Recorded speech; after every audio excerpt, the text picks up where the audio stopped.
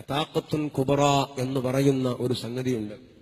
അഥവാ 1,00,000 ഖുൽ ഹുവല്ലാഹു അഹദ് ഒരു വ്യക്തി ഓതി തീർത്താൽ ആ മനുഷ്യനെ അള്ളാഹു ഏറ്റെടുത്തു. സല്ലല്ലാഹു അലൈഹി വസല്ലം തങ്ങൾ പറയണം, അള്ളാഹു ഏറ്റെടുത്തു എന്ന് പറഞ്ഞതിന്റെ അർത്ഥം ആ മനുഷ്യൻ അള്ളാഹു നരകത്തിൽ ഇടൂല. ഒന്ന്. രണ്ടാമത്, അദ്ദേഹത്തിന് ദുനിയാവിൽ ഏതെങ്കിലും ആളുകളോട് എന്തെങ്കിലും വിധത്തിലുള്ള ഇടപാട്, എന്ത് ഇടപാടായിക്കോട്ടെ, ആ ഇടപാടുകൾ അള്ളാഹു വകവെച്ചു കൊടുക്കും. അള്ളാഹു അത് ഏറ്റെടുത്ത് പരിഹരിച്ചു കൊടുക്കും.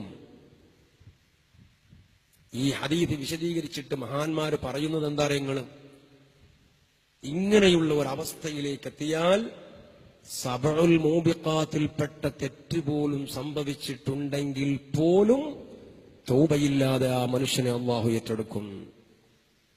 1,00,000 ഖുൽ ഹുവല്ലാഹു അഹദ് ഓതി തീർക്കണം അതിന്റെ അതപോടുകൂടെ. സഹോദരന്മാരെ, നമുക്ക് ശ്രദ്ധിക്കാവുന്നതാണ്, നമുക്ക് ശ്രമിക്കാവുന്നതാണ്. നമ്മുടെ മജ്‌ലിസിൽ സ്ഥിരമായി പങ്കെടുക്കുന്ന സഹോദരൻ, അദ്ദേഹം ഇപ്പോഴും നമ്മുടെ മജ്‌ലിസിലുണ്ട്. ഖബൂലിയത്തിന് വേണ്ടിയിട്ട് നിങ്ങൾ ദ്വാരക്കണം എന്നാണ് പറഞ്ഞത്.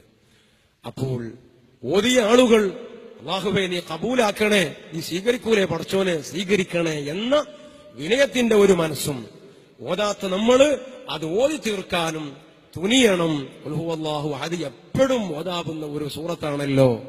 അങ്ങനെ ആ നരകമോചനം സാധ്യമായി കിട്ടിയാൽ ഒരു നേരിയ പ്രതീക്ഷയെങ്കിലും റബ്ബിന്റെ മുമ്പിലേക്ക് പോകുമ്പോൾ നമുക്കുണ്ടാകുമല്ലോ. അല്ലാഹു തആല നമുക്കതിനൊക്കെയുള്ള തൗഫീഖിനെ തരട്ടെ.